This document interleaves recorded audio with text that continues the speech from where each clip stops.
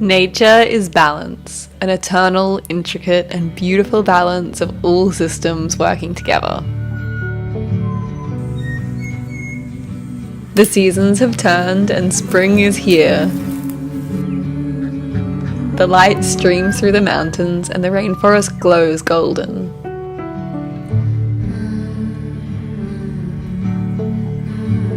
Last week, Moth gave birth to twin girls, and their soft innocence lets us look at the world through a new gaze. We've been learning to balance work and play, caring for ourselves and others.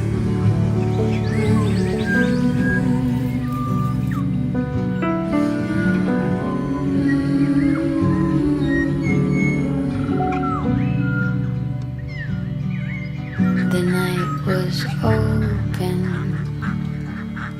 the rain was golden upon our shoulders and in my eyes. We've been babysitting the tiny goats while their mum forages for food.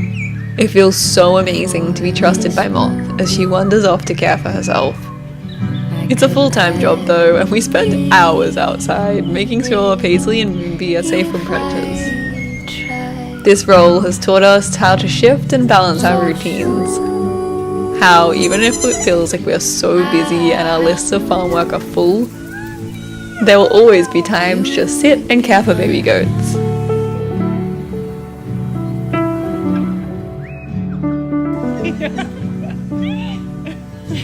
This care isn't just for the goats though. I think that we also gain so much from slowing down, sitting still, or standing back. But I was broken after you. Or from the returned love that the animals give us. Moth was just a baby herself when she came to the farm. She was shy and protective of her little sister Maggie. It took months for her to even trust us enough to pat her. But now she's so friendly and trusting that she even trusts us to look after her babies.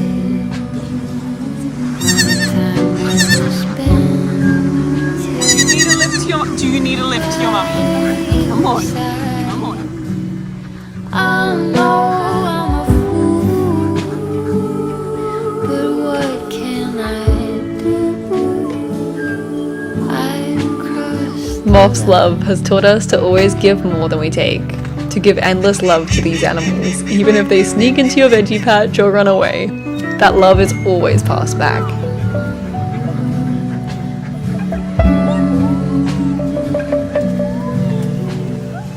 I'm always in awe of this reciprocity in nature, whether it's the goat's love or the way that a bee pollinates a flower and in return nourishes the hive. I think we could all learn something from the effortlessly circular way that nature interacts. We always try to imitate and work with these systems on the farm. The land, the orchards, the animals and us, working circularly like nature. In simple things like replenishing the soil with the duck's poop, or more complex ways like how every animal's role is connected to the same goal, to live in harmony with the earth. There's nothing I can do. I'm hardly a fool if I'm ending. While the goats are cuddly companions, they also have purpose in the circular system. They love eating weeds that aren't native to this area, and this means their favourite snacks are invasive weeds. Without even knowing it, they bounce around the farm, clearing weeds and allowing native species to return. One day soon, Moonbee and Paisley will join the flock and be regenerative farmers of their own.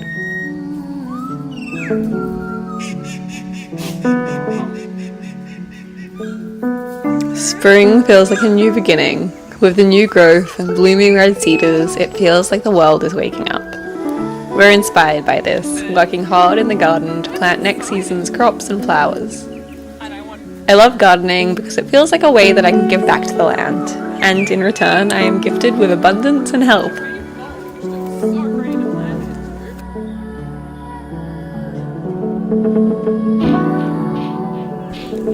We planted a cover crop in here and it's growing so fast. A cover crop fertilizes the soil, represses weeds, keeps the soil moist, and encourages biodiversity. We plant organic seeds and seedlings only because non-organic seeds are coated in pesticide, and once the plant grows, the pesticides emerge through the plant.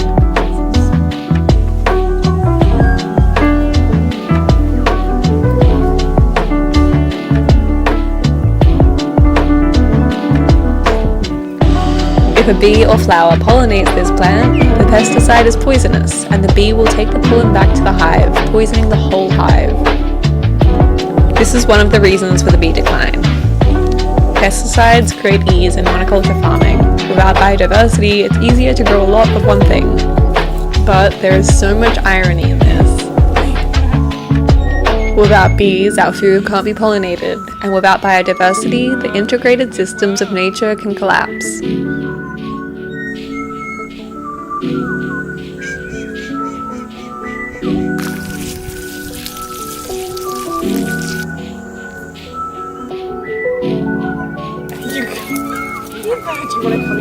This is where the animals come in. With their help, we're able to build up soil that is rich in microbes, fungi, and insects, holding so much biodiversity. The ducks actually eat pests that conventional farming relies on pesticides and chemicals to deter. And with rich topsoil that we've built up together, we're able to grow abundant food without the need of chemical fertilizers.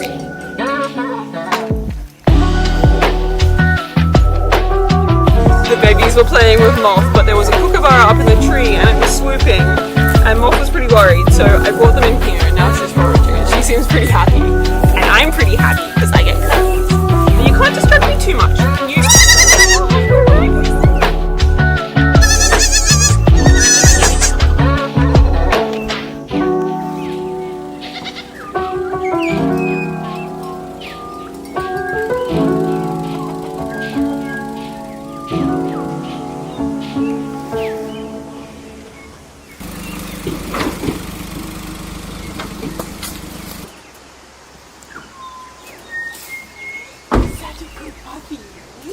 Oh, that's heavy.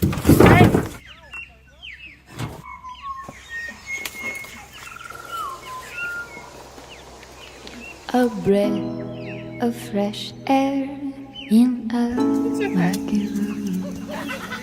I'm stepping away from the silver spoon. The taste on my lips of a new found bloom. I'm slipping away from all that I knew.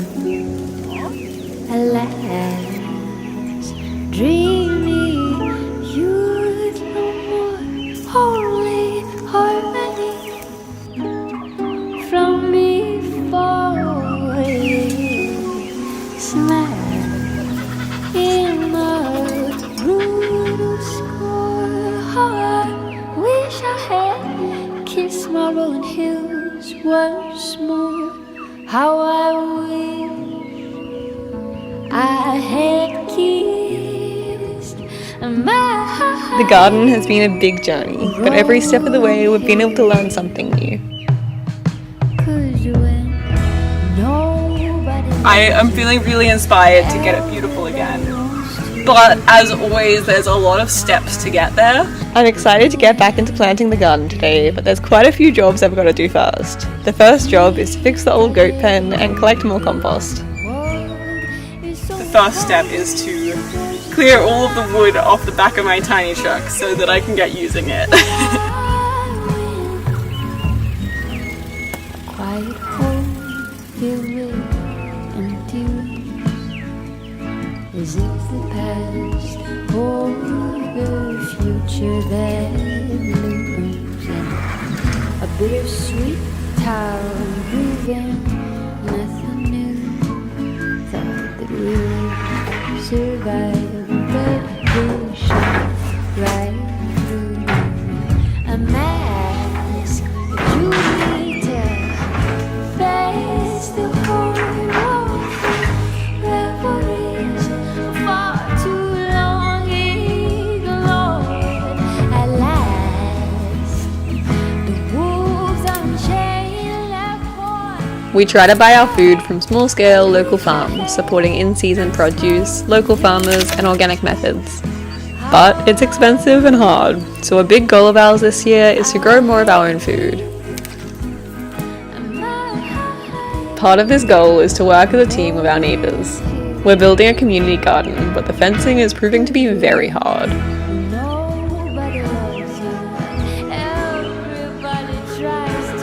This is our neighbour Casey and her dog Franca, who's actually Clover's sister. She's been making compost with our other neighbour, and they kindly offered us some for the garden.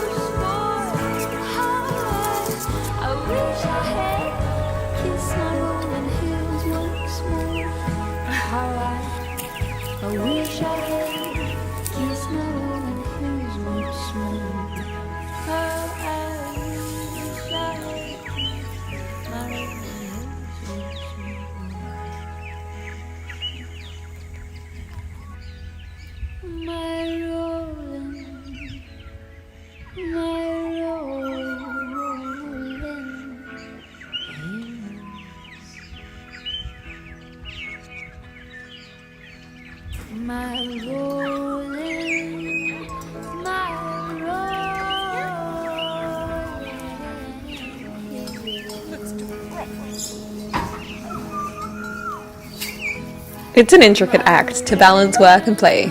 Sometimes it feels overwhelming to think forward to all the work to do, but without any work, I always feel like I need purpose.